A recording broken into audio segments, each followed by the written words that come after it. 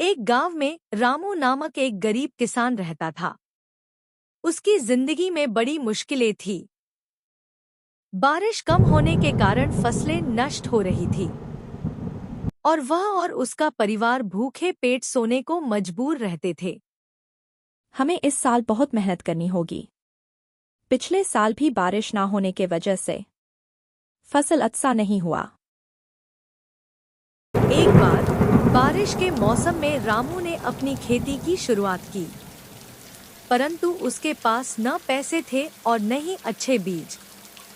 वह तनाव में था, लेकिन फिर भी उम्मीद और भगवान के भरोसे के साथ काम कर रहा था। पापा, इस बार खेत कैसा होगा? मुझे नहीं पता राजू। ऊपर वाले की कृपा से सब ठीक होगा। एक दिन किसान ने अपनी फावड़ा खो दी। बिना फावड़ा के वह खेत में काम कैसे करेगा सोचने लगा। यह सोच सोचकर वह खेत में बैठकर रोने लगे। किसान का दर्द जंगल में रहने वाली एक बिल्ली देख रही थी। वो किसान के पास आई और बोली, मैं तुम्हारा दर्द समझ सकता हूँ रामू। मुझसे फावड़ा ले लो, मैं तुम्हारी मदद कर सकती हूँ। फावड़ा? वो तुम्हारा पास कैसे हो सकता है? तुम तो एक बिल्ली हो। हाँ, लेकिन मुझे आम बिल्ली मत समझना।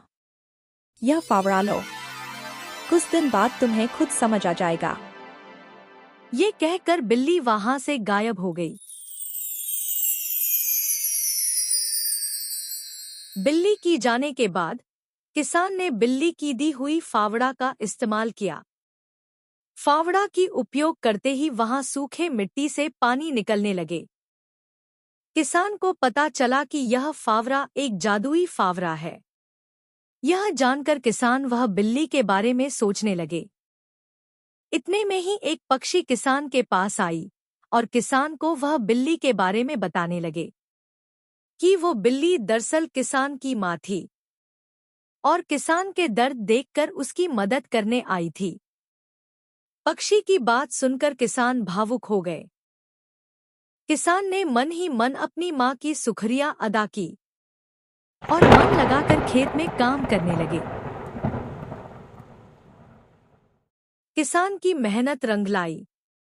बिल्ली की दी हुई फावड़ा और किसान की मेहनत से अच्छी फसल पैदा होने लगे। इस कहानी से हमें यह सीखने को मिलता है कि माँ अपने बच्चों के लिए कुछ भी कर सकती है। माँ रहे या ना रहे, उनकी आशीर्वाद हमेशा साथ रहते हैं।